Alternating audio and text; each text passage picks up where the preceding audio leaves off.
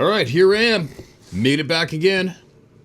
She actually just got in the door. I got up at, I think I got up at 5 o'clock in the morning and took Sarah out hunting.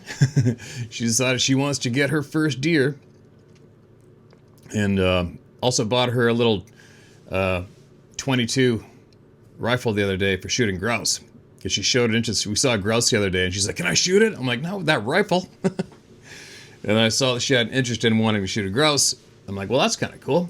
Because they're really good to eat and they're usually pretty plentiful. So, bought her the 22 the other day. We got it all zeroed in. And if she didn't shoot her first grouse this morning, at an honest 30 yards away and right in the neck. Perfect. How crazy is that? Maybe I'll share the picture of it. It's not too graphic. That was exciting this morning. We're going to have that for lunch today. Now, what's going on? Whoops, hold on a minute. What's going on today? Who have I made angry today? I'm just kidding. Excuse me. Sort of.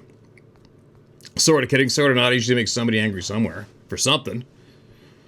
Whether it be slurping my coffee or, I don't know, maybe not reading somebody's email right away they sent me that I haven't seen yet. Now, what do we got here? I don't know what this is about, but I'm going to read it now. Mark this as read. This is titled The Ogre. I think he sent me 2 emails or 1 email. He said, so the note the first says, "I sent you a message 1-4-24. You never got it, question mark? I've had a few things happen since, but I doubt if you'll find mine in the millions that you get. I'm not at all bothered. Be what I've seen, so we all said after everything shook out in Vietnam. It don't mean nothing." All right. Here's the email. Okay, I'm trying one more time, then I'm done. My internet provider keeps telling your address is invalid. I, however, never tried from my phone. I have fat fingers and I keep hitting wrong keys and it takes forever. First one was soon after I died and the lady in white took me to where my clan lives. She left me sitting on the grass and went up to the castle to talk to the big guy. Soon she was back floating in front of me and said, "They said it's not your time. You have to go back." And bang, I was back. Whoa. So I'm guessing you died from something. And had a NDE, near-death experience, by the sounds of it. Everything started soon after that. I was 6 then, in 1955, sitting at Granddad Geo Bowhunters' kitchen table in Athelstan, Athelstane, Athelstan, Louisiana, 50 yards on the Iowa side of town, in his house that I was born in. His hunting dog started trying to tear the screen off the back door, 10 feet from the table. He got up and got his double-barrel 10 gauge, laid it across the table, pointed it at the screen. Said, "What's wrong with them? They never been in the house?" He said, "There's a catter? C-A-T-T-E-R? C-A-T-T-E-R about 30 yards in the creek behind the outhouse." I never said a thing, but I knew I was the target, not the hounds. Huh? I felt him watching and somehow knew he was working for the lady in white. She had shown me mind speak when she took me home, and that was that. I went and looked for 4 or 5 inch catter tracks the next morning, and I knew I'd been correct because there was none. C-A-T-T-E-R tracks. Don't know what that is. Fast forward to late December 1967. Myself and my best friend in the whole wide room. Any name I say is okay to read. Robert Herr. Nothing can bother Bob now. He got killed going fishing in Minnesota. Haven't found a new friend yet. A couple years later, I got drafted and was put in the 1st Cavalry Division in August of 1970. So many people getting KIA'd. F making friends. They all get killed. I may be a lynx. Back to the ogre I'd heard about. This big hairy man from my first cousin. His mother was a looker and a half, and she didn't wear lots of clothes at night in the house. What? Sam snuck out of the house while this big feller was window peeking at Aunt Doob and had a close encounter. He did talk to me a couple years ago. All he would ever say is, "Damn, he's big. Nobody's that big. I know what I've seen." On with it.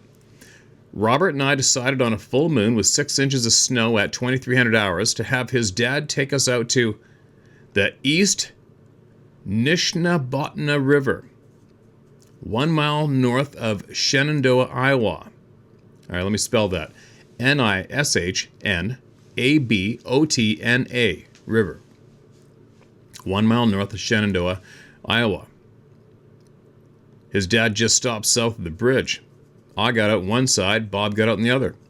We both walked behind the car as Marion took off north across the river bridge.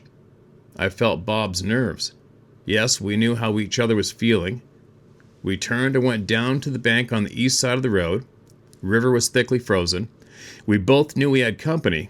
We wasn't worried as Bob had a 12 gauge and I had my 50-pound Ben Pearson. Okay, so you had a 50-pound draw bow and arrow, archery gear.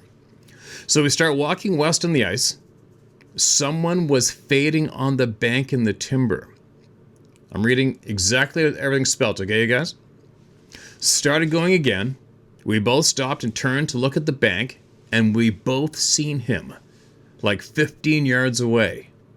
I'm 6 feet, so was Bob, and we both seen him, eyeballs to his belly button. Neither one of us was overly scared. Me and Bob stood there looking at him, swaying to whatever music he was hearing. Bob finally said, "Damn, Jim, what are we going to do?" I says, "Bob, what do we come here to do?" He says, "Kill a deer and bring home some meat." Well, Bob, that ain't changed. If he wants to come along, I don't think we can tell him no. What?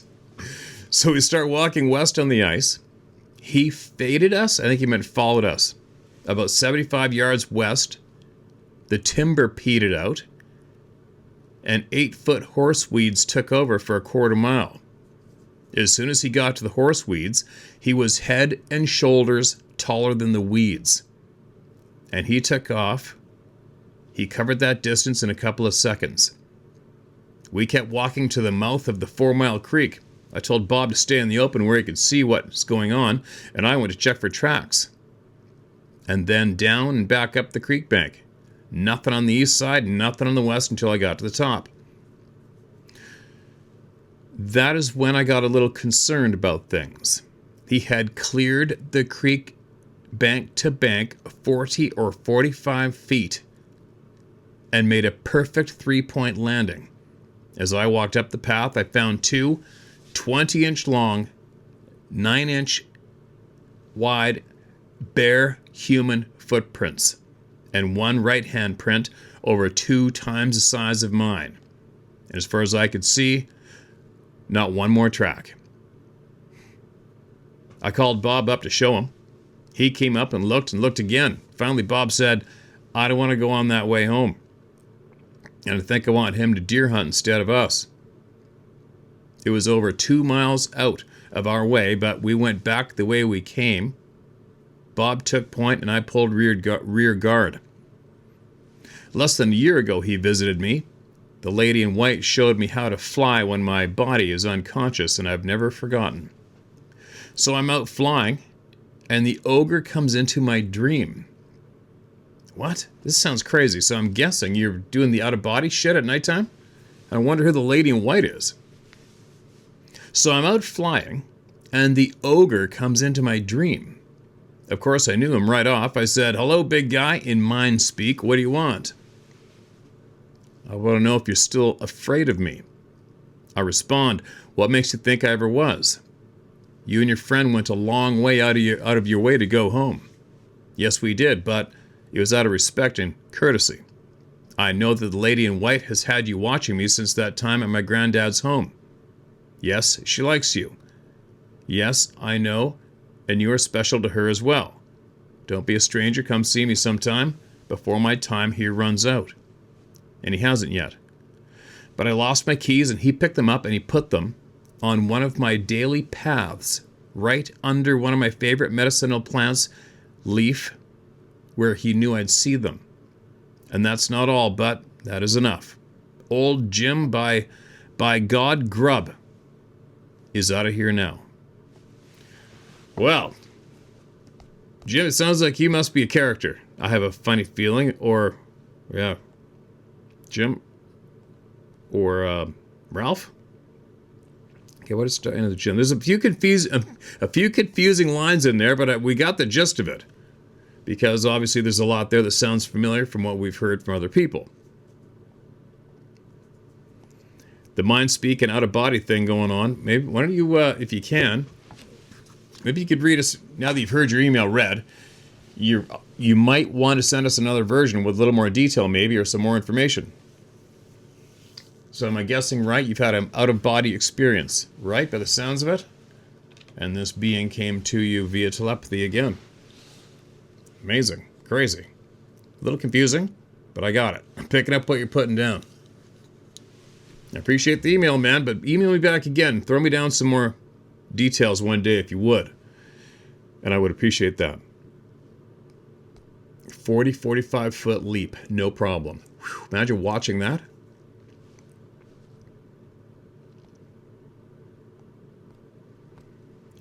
Okay, we got a real 1, 2... Got 2 long emails in one folder here, not marked as read. Bigfoot Encounter 1. Steve, since they are long and a lot to read, I'll send them in separate emails. Feel free to share them if you'd like. I just ask to keep my last name out of it. Thank you. This is my first out of 3 Bigfoot encounters. I was born and raised in Southern Oregon. I spent a lot of time in the Cascade Mountains growing up, fishing, hiking, hunting, exploring. You name an activity, and chances are I've done it. My father spent 40 years working in the timber industry, many of those as a log truck driver. And it wasn't out of the ordinary for me to ride along with him in the truck for a day, or for my mom and I to join him occasionally when he had to camp out in the woods because of work. And at this time I was a preteen, and my mom and I joined my dad for a few days while he was working in the Marble Mountains. Familiar place when it comes to this stuff. I do not know of the exact location, but I can give an idea. This encounter took place in the mountains about 35 miles out of Fort Jones, California. With my dad working as a log truck driver, anyone that knows anything about that knows it isn't unusual for those guys to be in bed by 7 p.m. and getting up at 3 a.m. or earlier to start their day. Well, it was about 11 p.m. to midnight. My parents were asleep and I was reading a book via reading light in the camp trailer. And what took place next changed me for the rest of my life. As I was reading my book, I got a whiff of that famous foul smell everyone knows of who has had an encounter. The next thing I noticed out of the ordinary is the frogs and crickets got dead silent.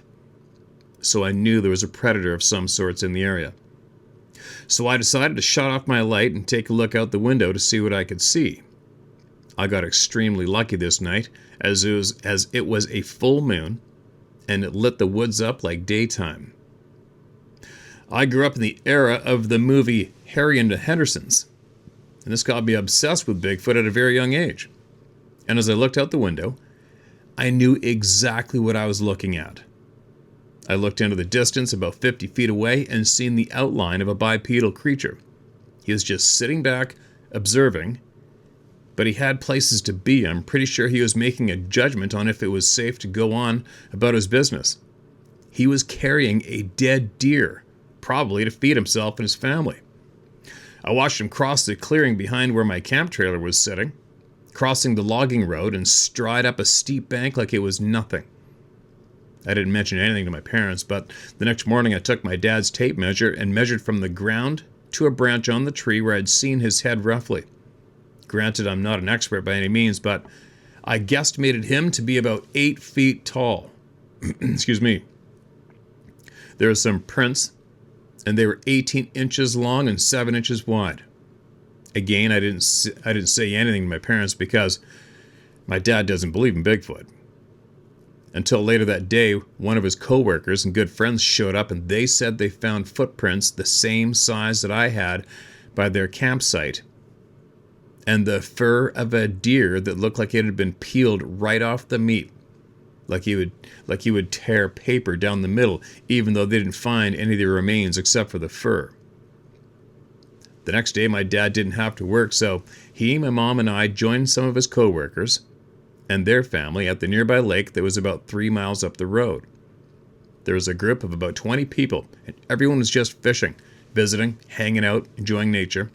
Nothing happened until twilight. This is when I think we crossed over into their territory by the lake. And as the sun was going down, we all started hearing tree knocks getting closer and closer from all directions around us. After that came the growls, the whoops, and the howls. With that not scaring us all off, that's when the rocks started being tossed our direction. I'm talking big-ass mini boulders. One actually almost hit the other kids that was around the same age of me and missed him by about 6 inches. That's when everyone decided to load up their stuff and get the hell out of there. My mom and I left the next day while my dad and his co-workers had to stay up there another week or so. My dad said no one had any other encounters, but the rest of the time they were there, no one went back to the lake. The only thing the workers reported was that they found more footprints and heard more wood knocking and howling and whoop sounds. End of first email. And there you go, an introduction to these hairy, upright beings. I wonder if your dad believes now after that. Next email, titled Bigfoot Encounter Number 2. It was 2009, and I was 25 years old in Applegate, Oregon. Ironically enough, I was on my way to go see the famous Bigfoot trap located out there. What? There's a famous Bigfoot trap? I'd known about it since I was a kid, and technically a local. I just never had the curiosity to check it out, but today I was bored, had the day off, and there's nothing to do. Naturally, I set off on an adventure for the outdoors. The Bigfoot trap located in Applegate is kind of an icon around these parts. It was built in the 1970s by a research team. Oh, so it's for real. This is a for real thing. Obviously, they weren't successful in trapping a Bigfoot in it. You can easily Google the directions on how to get there or see pictures of it. To my knowledge, because it had become such a tourist attraction and was becoming dilapidated, the Forest Service actually decided to restore it. So hey, that's pretty cool in itself. No shit, first I've ever heard of this. I reached the trap and did my investigation and checked in and out. Crawled inside it and looked around. Nothing super special about it. Just a wooden box with a green grated sliding mechanism for a door. It was in September and still had plenty of time to do some more walking on the trail. It was just a normal day in the forest, and all the forest critters making their noises. Birds chirping away, frogs croaking. When I knew there was about an hour and a half of daylight, I decided to head back to my car because it would take about that to get back to the Hart Tish picnic and parking area. So that's HART-TISH. Hart Tish picnic and parking area. As I literally turned around to head back to my car, I knew I was no longer alone. At first I thought it might have been other hikers, but this was a day in the middle of the week. I hadn't seen another human being in the 4 hours I'd been up there at this point. Now I know we have all heard that Bigfoot can mock other animals' sounds. Well, I can tell you that is 100% accurate. I heard whistling, but my trained ears knew it wasn't birds. They weren't close enough for me to smell yet, but the signs of quietness was enough to alert me at what I knew was present and watching me. I picked up a stick and hit a tree next to me 3 times, and it didn't surprise me when I got a response. After I got a response, I said loud enough for them to hear, "All right, guys, I know you were there. I'm not a threat, and I'm headed out of here anyways." And I heard 2 more whistles behind me. I started to walk out of there at a steady pace as I didn't want to trigger the predator instinct to chase me, to chase by me, attempting to run out of there. As I was walking along, I heard branches snapping directly behind me and off to the side, so I knew there was more than one. And as I proceeded further, I heard a third one come on the other side of me. The more that I heard surround me, the more freaked out I got, but I just kept proceeding forward. I just knew my little 9mm wouldn't protect me if shit was to go south quickly. The forest going through here isn't super dense, and you can catch occasional things through the trees. I'm pretty sure it was comical to watch me walking, remaining calm, and talking to these guys for them to deem me non-threatening.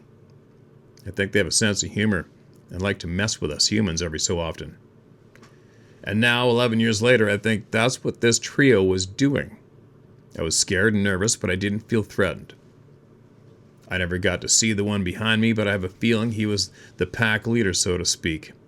I got a sneak peek of both the 2 on the sides of me. The first one I seen, I feel, might have been a teenager.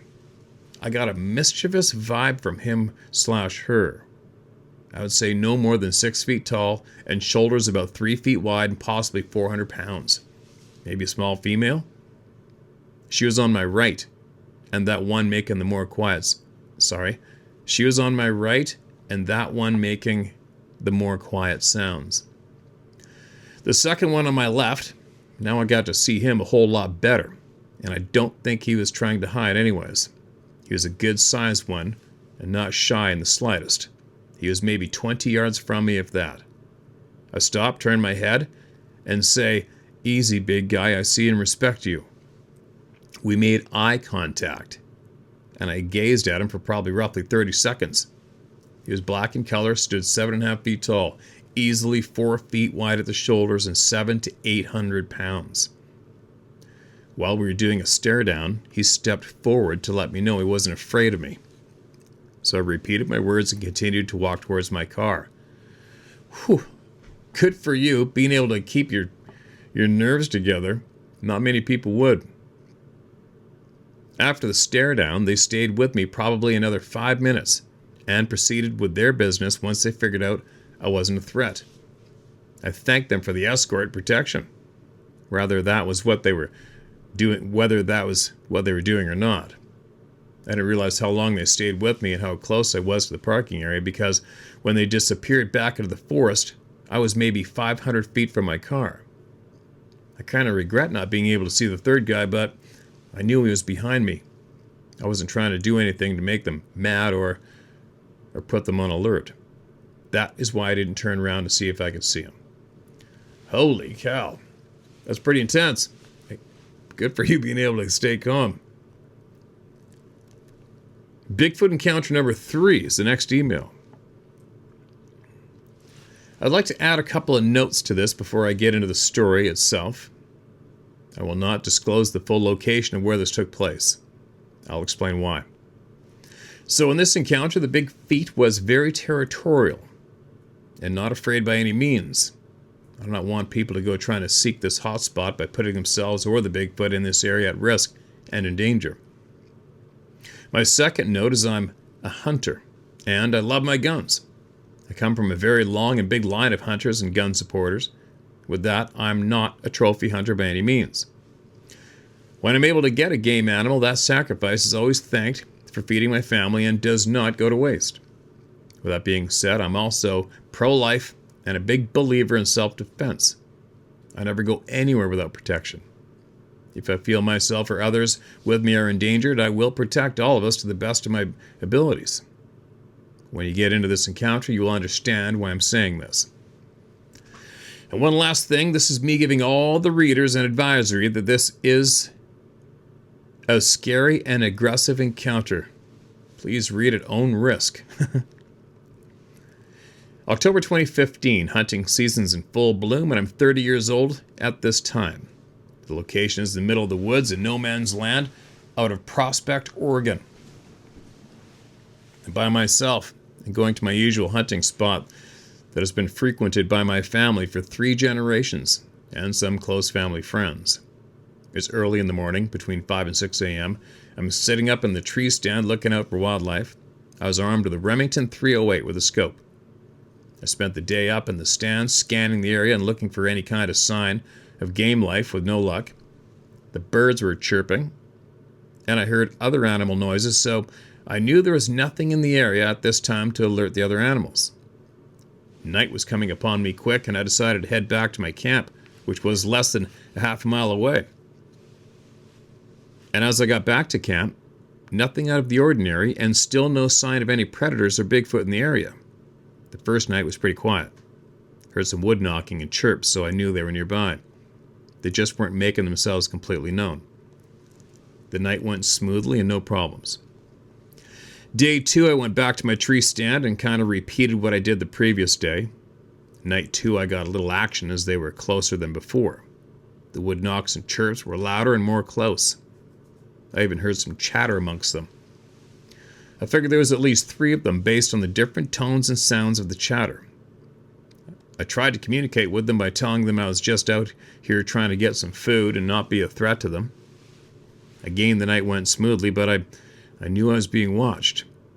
I caught one of their outlines among the trees in the light of my fire. Day 3 and repeat, but when I got back to my camp, it was destroyed. My food I had in the trees hanging up was gone.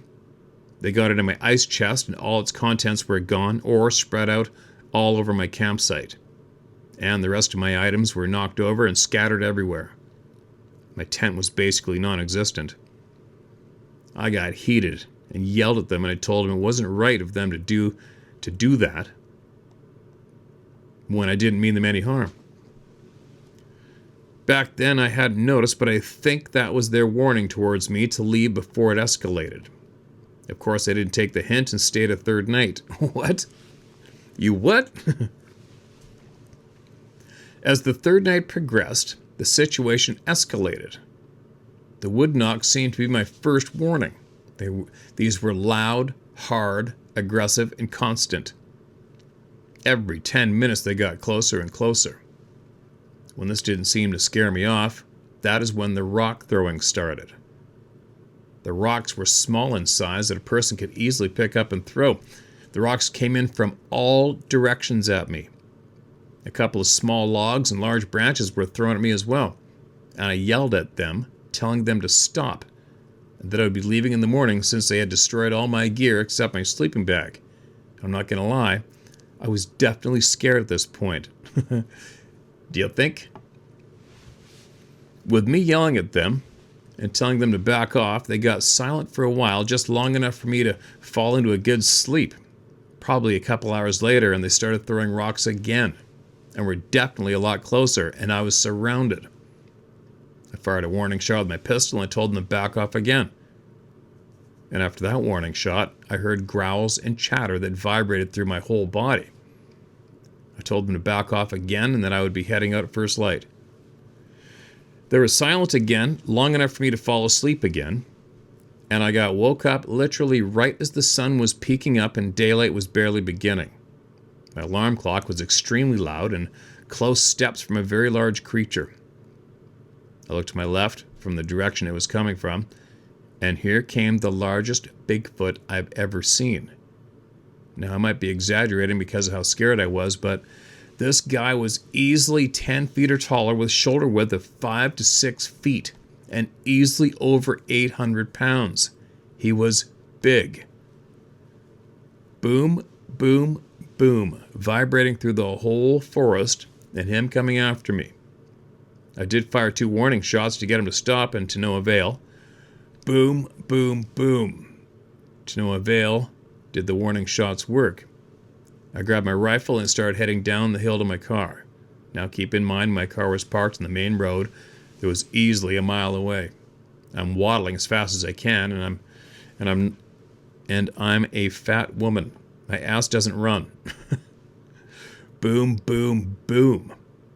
I knew he was going to be slow because I knew he could easily take just a few strides and be caught up with me. Nothing flat. Still with the boom, boom, boom behind me. Tree branches cracking, and this guy's just mowing down through the forest, pushing and staring me out. Steering you? Probably meant steering you out. I'm give or take a half mile to my car. And I had enough. I stopped and turned around. And he stopped as well, amazingly enough. I pulled my rifle out and had this guy in the crosshairs of my scope, right dead on his forehead, in the center, and had a clear shot. I looked into this guy's eyes and I seen/felt nothing but rage and anger that I was there. Even though I wasn't a threat to him and his family by any means, I was about to pull the trigger, and that's when I heard boom, boom, boom coming to the side of me. Oh, F, there's another one, just as angry and pissed off. I thought I was a goner for sure. I did the only thing I could do. I strapped my rifle back on my shoulder and started running as fast as I could go. All I could hear was the boom, boom, boom, and shaking the damned earth underneath my feet. I finally reached my car, which felt like an eternity, and I couldn't get to it soon or fast enough. And as I was getting into my car, and I'd seen both of them at the edge of the tree line, that's when the loudest and most fearsome growl and howl I've ever heard reverberated through the whole entire forest, and I swear it made my heart skip a beat or have a minor heart attack. And they let me live that day. Everyone knows it could easily have taken me out if nothing flat. I've been going to this hunting spot my whole life yearly and never even saw signs of Bigfoot being in the area. I didn't use it for a few years. I lived in Ohio, but had friends and family that used it during those years and never reported anything. I figured they must have claimed this area as their territory in recent years. I've mentioned that my family has used this spot for 3 generations, along with a select few close family friends and their kids. Over the last decade or more, the wildlife has changed. And what I mean by that is, from my family, the last successful hunting trip was over 10 years ago. But the most recent successful I know of from people I know who use it was roughly 8 years ago. I've not seen any type of game animal in this spot for years. I haven't even seen a bear or cougar. The only sign of wildlife I've seen is birds and small rodents. Interesting. Again, I was born and raised in Southern Oregon and spent a lot of times in these mountains, and I'm very familiar with the area. I know Highway 62 like the back of my hand. I know the town's Shady Cove, Trail, Prospect, Union Creek well. The very popular and large lake, Lost Creek Lake, and the hundreds of other landmarks I can tell you that are in the area. I've been going to this hunting spot since I was a little girl. In my nearly 30 years of going here, this was the very first time I'd ever noticed a Bigfoot being in the area. That's why I said they have moved in more recent years. I've not been back to this spot, nor will I ever go back. This encounter scared the living daylights out of me and was enough to put the fear into me. I will not reveal it to anyone. I'm not telling this encounter to scare people. I'm sharing it because I wanted to. But this story should also add some insight that Bigfoot is not puppies and kittens. They can be aggressive and territorial. If they feel the need, they can take a human out with no problems. I know I'm not the only person on Earth who has had a scary encounter like this. Thanks for reading. Holy shit. There you go. Shared. That's a lot of experiences. Sounds kind of familiar. Did that get read before, maybe? Maybe one of them might have. But they're all 3 are saved in the same folder together. Whew. You know, in that back in the first email, I think, when their dad's coworkers found the deer hide stripped right off the meat and left. That's definitely a pattern too. Remember, I either heard somebody sharing it online or I read it. A long time ago, but I never forgot it. It was a guy had shot a deer, skinned it out, lopped the head off, and left it drove all the way home, and when he got home, the hide and the deer head was on the porch of his house. What? But anyway, I remember that one. And then, what else? I already shared a few times over the past handful of years that dead sheep, domestic sheep, my friend asked me to help him get rid of it and put somewhere, and something picked up and took it away. I know that for a fact because I took note of everything. But there was that one chunk of sheep hide about probably that big. Perfectly blue, no meat on the flesh side of the hide, perfectly pulled off, not cut. Was really odd. I mean, how would you even do that? Excuse me, and it wasn't from the soft underbelly. It was like from the back or sides. It was the full wool side. It's almost like I thought, grab this dead, bloated up sheep and probably went, rip. Yep, I'll take it. Threw the hide on the ground and carried it away. Whatever carried it away, they carried it away. And it's probably 250, 275. My buddy said maybe 300 pounds. Yeah. So, yep, they do rip the hides off. And there you go. Another club member shares, right? Appreciate all those emails. I may have read one of them in the past. Okay, who is this? Excuse me. This is titled, "This Might Be a First. Sasquatch Encounter Police Report Attached." Excuse me. Steve, I've written into you prior. Excuse me, I'm losing my voice here. Excuse me. Steve, I've written into you prior, in the last couple years, where you shared the story of two of my fellow LEO friends who had face-to-face encounters with the big hairy man. Wow. Well, as I said before, I am a retired federal LEO who worked for 33 years. I live in Northern California, where there have been many, many sightings and encounters.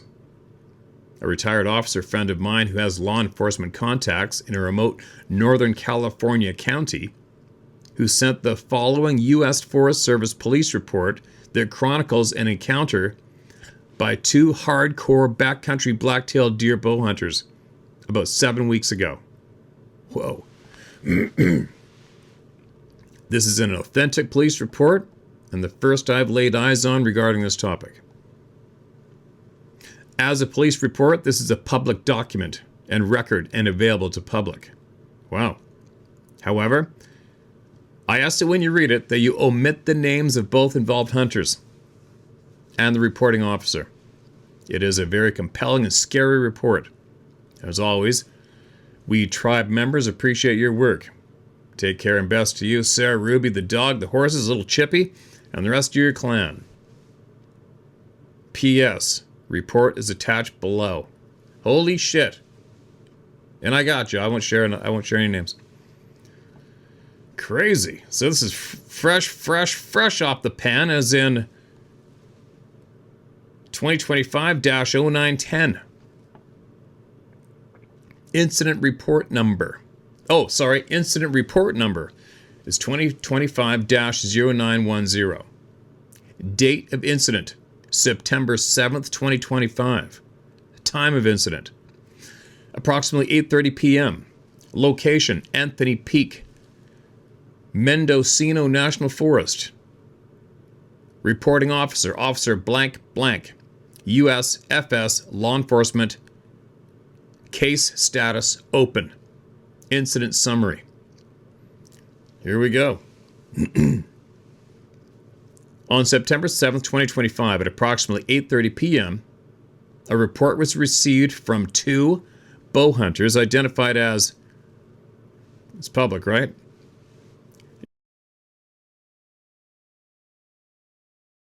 Regarding an alleged encounter with an unidentified creature in the vicinity of Anthony Peak.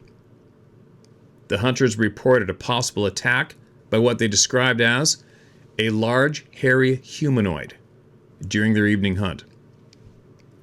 Details of the incident. Victims.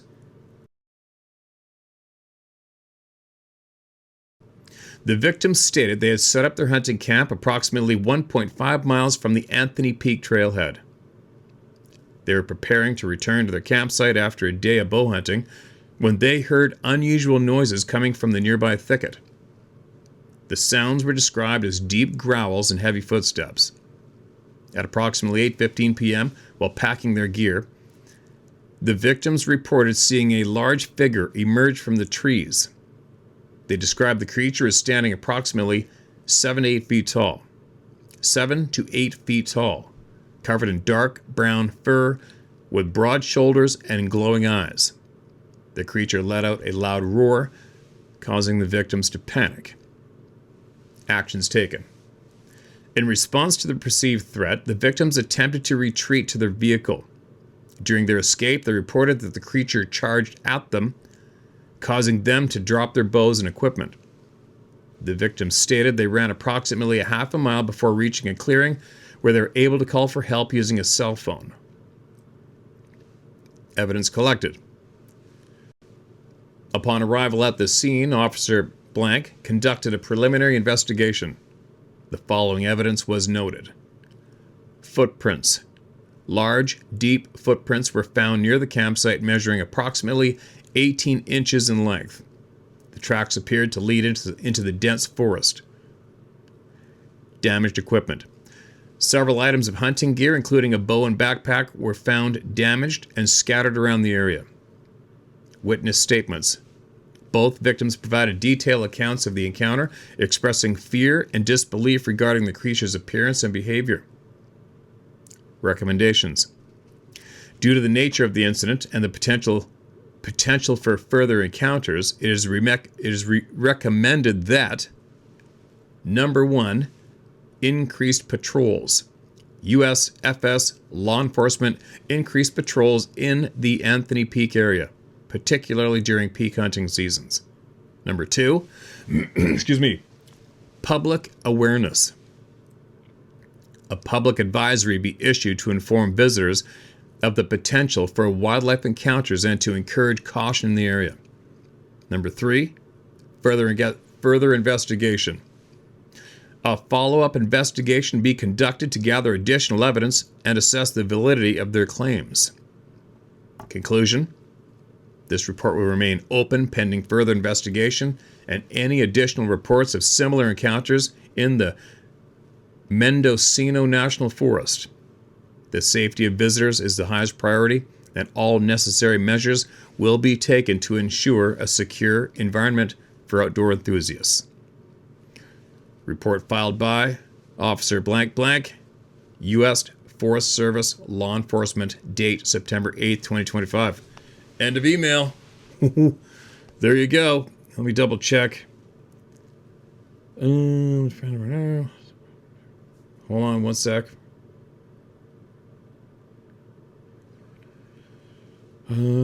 Ask you read it and that you omit the names of both involved hunters and the reporting officer. Shit, okay, I gotta go back and blank out those names. Whoops.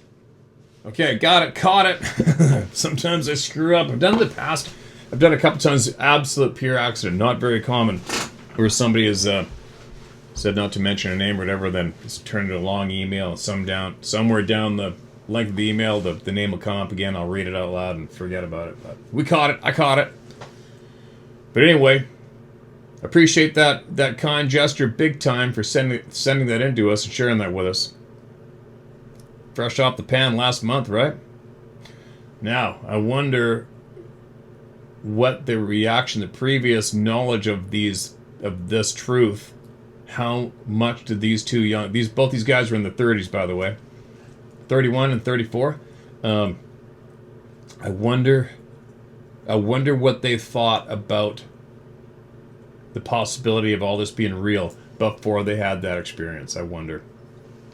And I wonder if it's destroyed their passion for the outdoors. I wonder.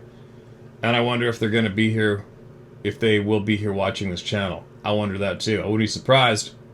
Then again, who knows? I don't think this channel's that easy to find, really, because there's nothing in the title of my channel to say, there's Bigfoot encounters going on here. It's a goofy channel title, don't you think? I wasn't even supposed to be doing this anyway. Whatever. I'm just saying, it's not easy for, I don't think it's easy for people to find the channel. I would think you have to be really interested in the topic and start digging. They ain't gonna come across probably my name or the channel that way, but it's not gonna be in your face right away if you do any searches, I don't think. I don't know, I've never searched it. I'm just saying. I'm trying to pre-guess if these two guys are just gonna want it all to go away and not even know anything about this anymore, like, you're gonna pretend it didn't happen, or are they gonna be like, all right, we need some answers. I thought this was a joke before that went down. Now I can't go in the woods anymore, or whatever. Either way, the two young guys referred to in this experience are here watching the channel. Feel free to email anytime, all right? And if not, just make sure you listen to as many of these videos as you can, because it just might help you get back out in the woods if it was destroyed for you, all right? Because that's the part that really makes me upset, is fellow passionate outdoors people having everything ruined, and they can't go in the woods again. That makes me really angry. And to you, sir, the original emailer, appreciate you big time for sending that in. And if you've got anything else that you feel would be helpful to somebody here that you could share with us, I think that would be great too. If you would. There you go. Nothing really surprising there, considering location, time of year. It's not too often we get them fresh out of the pan, as in, like, you know. Well, so actually, no. I've had guys email me this the day of, the night going down, etc. People that I know texting me, not emailing me. Well, there you go. I hope these two guys deal with it on a more positive note than not. Don't you? I guess we'll find out. Hopefully, we'll find out. What do we got here? It's not marked as red. I'm going in. Sounds a little familiar, but you never know. 2 generations of sightings in Mississippi. 2 generations. Hello, Steve. My friends call me Big Mark. I love what you're doing. For people like me, keep it up. Haven't I read this? Yeah, I read it. All right. One more. This is titled Looking for Help. It's not marked as red. May have been red in the past. Maybe not. We'll find out. Hi, Steve. My name is David Lee. I'm 53 years old and newly disabled. Type 2 diabetes, my own damn fault. On YouTube, my handle is Knucklehead0. There's a video of me on there shortly after my lower right leg was amputated. Go ahead and look. I'm an actual real guy. Ouch. I grew up near Stony Plain, Alberta. By the age of 20, I was working for a local television station, Access TV, and had developed a real passion for fly fishing along with bow hunting. Encounter 1. I've been fly fishing on the Red Deer River. I know that river. Downstream of Mountain Air Lodge. It was a pleasant day, and I had caught and released several decent rainbows and a few cutthroats. As evening was coming on, I kept a couple fish for supper and returned to my camp. I had a lovely supper and was in my tent and in my bag by 9 p.m. I slept well and woke early. Got out of the tent, stirred the campfire looking for live cinders, which were there, and I had fire cracking away within a few minutes. I grabbed my bar of soap and toothbrush and my coffee pot to get some water and wandered back to the river to clean up. At the river, I set the coffee pot on a boulder and started cleaning up. And as I was brushing my teeth, I noticed a black beaver upriver from me less than a football field away on the opposite bank. I stood straight up and tried to focus a bit better with the morning eyes at my bathing companion. And the bear, bear. Did you say beaver? Oh, I'm sorry. I noticed a black bear upriver. Sorry. I stood straight up and tried to focus a bit better with morning eyes at my bathing companion, and the bear in turn stopped drinking and stood on his hind legs. I grabbed my coffee pot, and while still watching the bear, I bent over and filled the pot about halfway for some coffee. This movement Must have been too much for the bear, as it turned and walked over the riverbank berm and into the woods. I walked back to camp and put the water on to boil. And as I was sitting there, something in my brain clicked in, and replaying the bear's movements in my mind, something was ringing really wrong. It had pivoted and walked up a 2.5 or 3 foot berm on its hind legs without dropping to all fours. The question that my brain came up with next has haunted me for the last 33 years. What kind of bear walks uphill on its back legs? I hadn't startled the bear, and being on the opposite side of the river, I wasn't going to pursue it. I consider myself reasonably quick, but I had no answer to that question. I'd heard stories of guys hunting up at Yahatinda that supposedly had played peekaboo with something, but I didn't really put a whole lot of stock in it. I began reading a lot on the subject of Sasquatch after this. Encounter 2. We were bow hunting out past Cynthia, Alberta for moose, myself and 2 other lifelong friends. I was walking back to my quad, looking forward to a warm wall tent and a hot meal, when I suddenly stopped in the middle of the cut line. Wide out in the open, frozen. I don't know what happened to this day, but I felt allowed to look to my left as some willow scrub moved slightly beside a large black-barked poplar and some smaller spruce trees. Then the spruce trees moved, and at that point, every nerve ending on me was lit on fire. I stood there for the longest 5 or 6 minutes of my life before I grew the stones to start walking towards my quad again, with an arrow nocked. It was all I could do to keep that event from my friends and risk being laughed at. It was a long 5 more days before we packed up and headed home with a moose between the 3 of us. Since that second experience, I've stayed out of the woods. Except for fishing, but that's on waters close to home with lots of boaters around. I don't think I'm too scared to walk back in the woods or even hunt, but I always seem to find a reason to decline an offer to go out.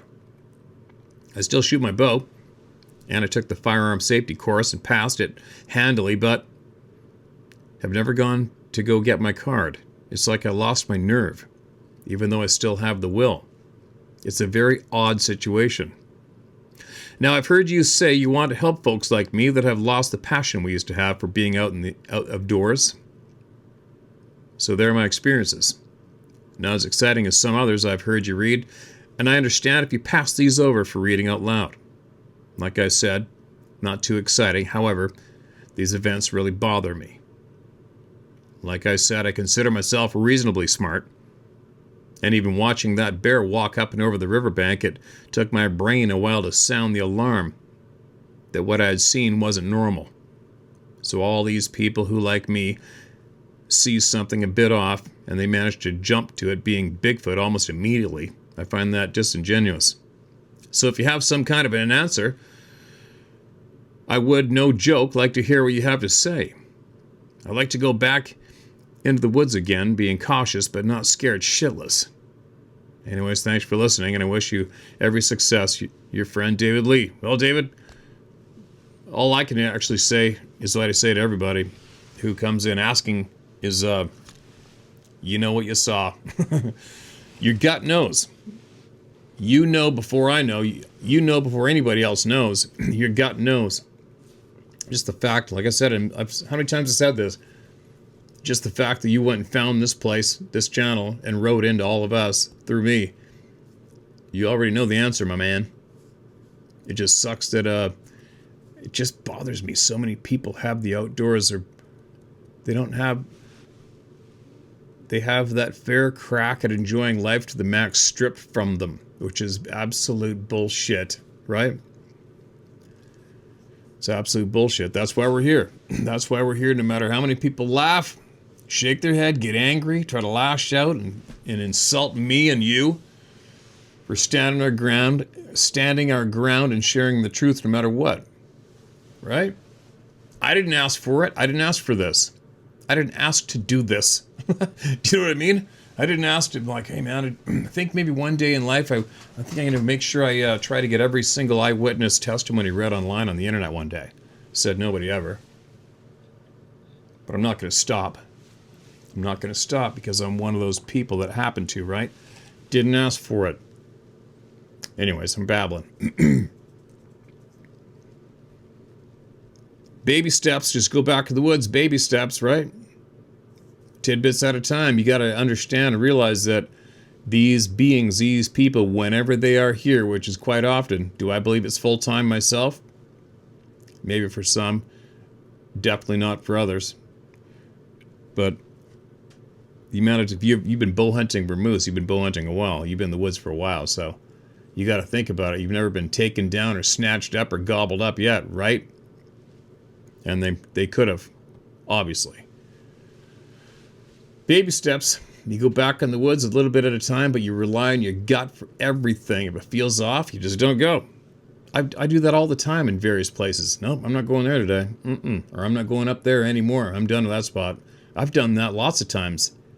And other times, it's like the hunting's too good or the buck or the bull I'm after is in there. Like where I go blacktail deer hunting. I don't care if I die. I'm going. You're not taking that from me. That's just me, though.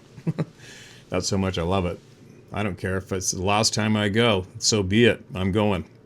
Even if it's the last time I'm going, I go. And I end up biting it there. I'm going. But if my gut rings out a for real important message of concern, I listen to it. And I'll go another day. I'll back away, drive away, hike away. And I'll give it a go another time. And then the majority of the time it's fine.